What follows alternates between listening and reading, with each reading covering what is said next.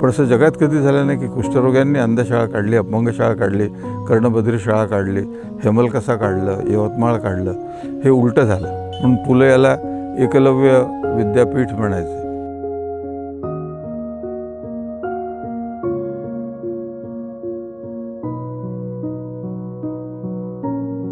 एकटेच आहेत बाबा की ज्यांना काय काय अवॉर्ड मिळाले हे त्यांना माहीत नाही. United Nations human rights award मिळालेले बाबा एकटे आहेत.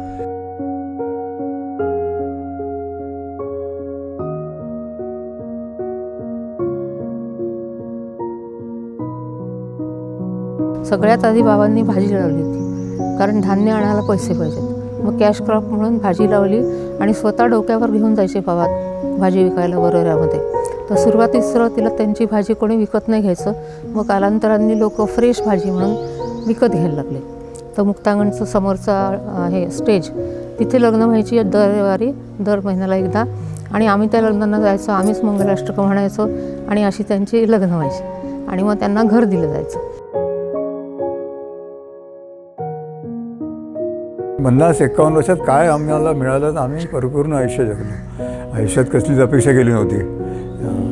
मी सांगतो की आम्ही निष्काम काम केलं, जे गीतेत सांगितलं असं म्हणतात. पण ती गीता आम्ही वाचली नाही, पण त्या निष्काम कामाचा आनंद घेतो आहे. आज आता इतकं समाधानी असतं ना माणसाला. आयुष्यात काय पाहिजे? आनंद, जो पैशाने नाही मिळत.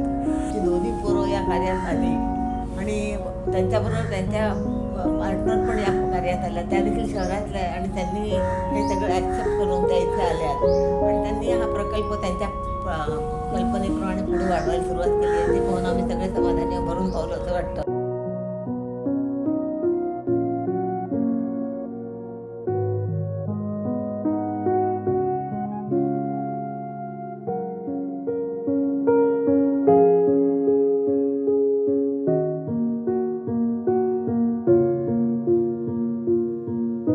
मग त्यांचे वाकलेले बोटं जे असतात ते सरळ करायचे.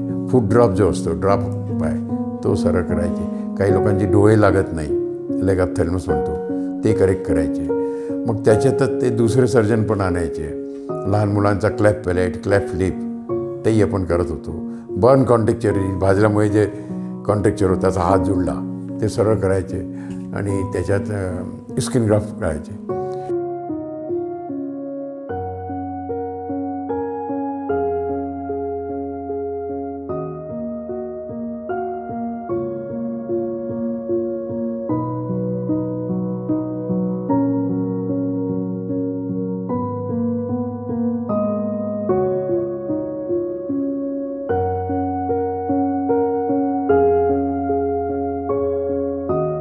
बाबांनी असं मला सांगितलं का या ठिकाणी अपंगांची कर्मशाळा, दिव्यांग जे लोक आहे त्याच्यामध्ये अंध आहे, अपंग आहे, मुकबधीर आहे आणि रोगमुक्त कुष्ठरुग्ण, वय साधारणतः गट 18 ते 35 वयोगटातील लोकांसाठी अपंगाची कर्मशाळा सुरू करायची आहे.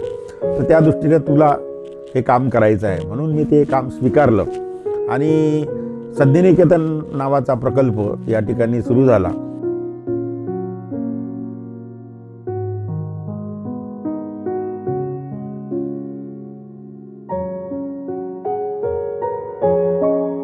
वैशंपायन भाऊंनी बाबांना सांगितलं हा टाय. मग त्यांनी मला अंधशाळेमध्ये कोणताही सरकारी पगार नव्हते, 120 रुपयावर माझी अपॉइंटमेंट केली संस्थेच्या पगारावर. संस्थेचं महत्त्व एवढं आहे का एवढ्या लोकांना त्यांनी आज आयुष्य दिलं, त्यांचे संसार उभे केले.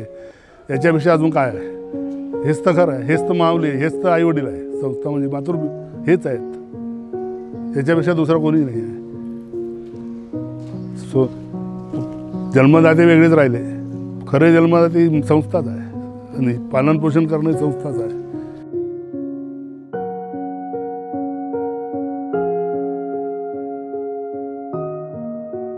मला खाण्याचं कमी नाही, मला घेण्याचं कमी नाही, मला कोणत्याच गोष्टीचं कमी नाही आहे. इथं मला सर्व गोष्टी आनंदात आहे. मी आनंदात मजेशीर आहो. आज खऱ्या अर्थाने आनंदाचं वन का झालेलं आहे? कारण या लोकांनी कष्ट केले. आनंदवन अश्रू, घाम आणि रक्त याच्या संचयातून उभं झालेलं आहे. तुम्ही जे गमावला आहेत ना त्याची तमा न बाळगता तुमच्याकडे आत्ता जे शाबूत आहेत, जे आहेत शाबूत, त्यावरती स्वतःला सिद्ध करा असं बाबा म्हणायचे. माणूस चालता न बोलता न ऐकता जगू शकतो, आत्मसन्मानाशिवाय नाही.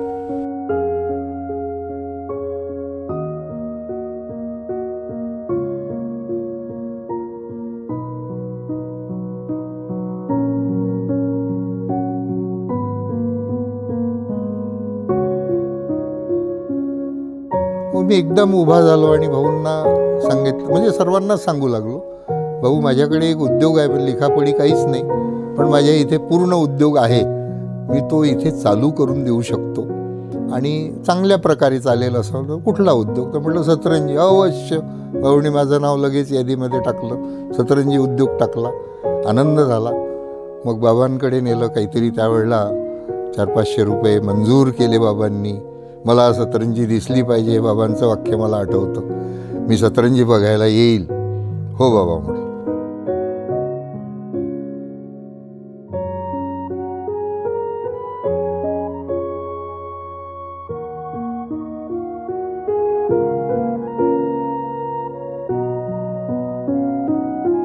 विद्यार्थी डॉक्टर आहेत, इंजिनियर आहेत, पोलिसांमध्ये आहेत, शिक्षक आहेत, सगळीकडेच आहेत.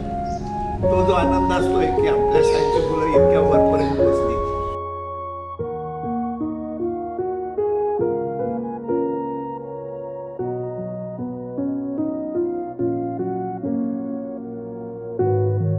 इव्हेंट स्टार्ट झाल्याच्या बादमध्ये जेव्हा पहिला थ्रो केला तर पहिल्या थ्रोमध्ये ती थोडी कॉन्फिडंट होती. तिने पहिला थ्रो 32 मीटर केला होता. तर ज्या मुलीने तिला नागपूर स्टेटमध्ये मागच्या वर्षी हरवलं होतं त्या मुलीला तिने हरवल्याच्या बादमध्ये फर्स्ट प्लेस त्यावेळेस 34.67 मीटरचा थ्रो करून तिने महाराष्ट्राच्या स्टेटमधला तो महाराष्ट्र स्टेटचा रेकॉर्ड बनवला होता.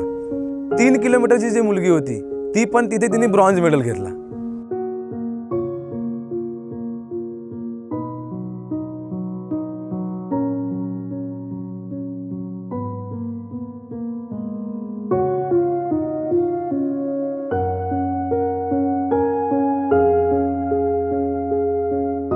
दाखवत असताना त्याची करंगडी पायाची तुटली. तर त्याचा एवढा विश्वास की भाऊ दुरुस्त करतील नक्की. ते करंगडी तुटलेली पाण्यात गुंडाळून तो घेऊन आला. भाऊ म्हण ठीक आहे आणलीच आहे तर पाहू आपण. आणि भाऊने ते करंगडी लावून दिलं, टाकी वगैरे मारून दिले. 3-4 दिवसांनी तो आला. भाऊ म्हणे माझी करंगडी जुळली. ते सांगायचा उद्देश हा की लोकांचा विश्वास एवढं की आपण नाही एखाद्या तुटली ठेवून दिली असते तो परत पाण्यात गुंडाळून घेऊन आला की भाऊ नक्की जोडून देतील. तर हा विश्वास होता लोकांचा. त्या विश्वासावर आपलं हे प्रकल्प वाढत गेलं.